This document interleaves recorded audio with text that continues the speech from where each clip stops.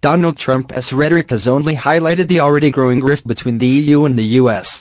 Just over 1 year ago, the world watched as Donald Trump became the 45th President of the United States. In Europe, his inauguration signaled the beginning of an insecure and unpredictable time for the transatlantic relationship. As Trump promised to put America first and called NATO obsolete, politicians, journalists, and citizens on both sides of the Atlantic feared for the future of US-European relations. 1 year on, what damage has Trump done to the transatlantic relationship? Have his words been met with deeds? And what does his rhetoric tell us about the strength of the bond between Europe and the US?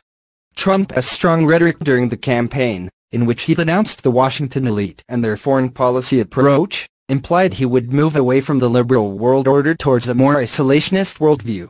Trump promised to break with President Obama's legacy, pledging to walk away from international arrangements as varied as the Iran nuclear deal, the Paris Climate Agreement, and multilateral trade negotiations such as Transatlantic Trade and Investment Partnership (TIP), all policies made possible through cooperation with European allies.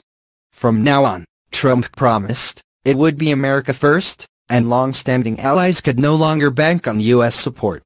Especially worrying to Europe were Trump's welcoming of Brexit as a fantastic thing and his comments about the EU, which he criticized and reduced to a vehicle for Germany.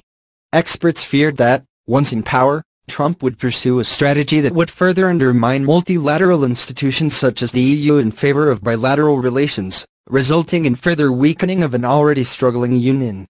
Combine this with Trump's curiously soft stance towards Putin's Russia and the long-lasting European nightmare of becoming the US and Russia's bargaining chip in their game of power politics suddenly did not seem that far from reality. Following this threatening rhetoric, however, surprisingly little has happened. As a response to Trump's failure to commit to NATO's Article 5, which outlines the commitment to collective defense, his cabinet rushed to reassure American allies that the U.S. government was still committed to European defense and security. Trump's words were written off as tough love by his national security advisor, H.R. McMaster, while his defense secretary, James Mattis, gave a passionate pro-NATO speech at its headquarters in Brussels. Soon after, Trump adopted softer language, claiming NATO was now no longer obsolete, and declared to be totally in favor of the wonderful EU. In line with this new rhetoric, the U.S. did not make any changes to its troop contributions to NATO. A similar process took place in other foreign policy areas, where strong rhetoric was gradually replaced with a more moderate stance or followed by a lack of policy action. While still speaking positively about Putin, for example, Trump backtracked on his earlier plans to lift or not renew certain sanctions.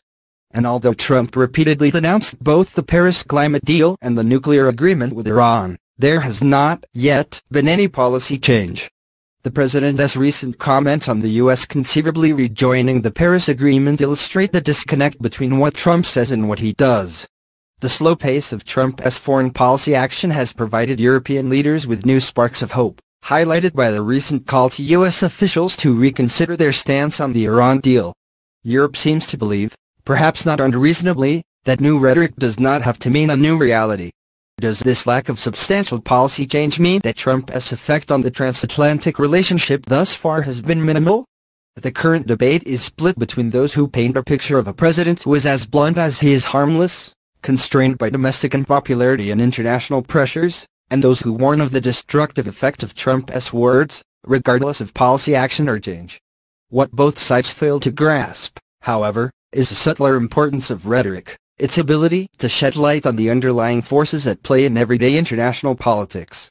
American critique of European defense budgets, its pivot to Asia during the Obama years, and a general lack of enthusiasm among the American public for international engagement are all indicators of a strained transatlantic relationship, and ones that were emerging before Trump's single year in office. Trump may have shocked the world when he questioned American responsibility for European defense or America's traditional leadership role, but this was more because of his abrasive style than because of actual policy change. Trump's rhetoric has highlighted rather than created the structural rift between the U.S. and Europe. For Europe, this rift could be the wake-up call needed to step up its game. In addition to the kickoff of Permanent Structured Cooperation, PESCO, Europeans will need to rethink the continent's dependency on its American allies. This does not mean Europe needs to break away from a historical alliance, and it may be unrealistic to think that Europe can become fully independent from American military support. Rather, it is now up to Europe to balance a long-standing friendship with a healthy dose of pragmatic policy making. The nature of the transatlantic relationship has been changing for years. Even when Trump's rhetorical damage ends with his presidency, Europe will be left to grapple with this new reality.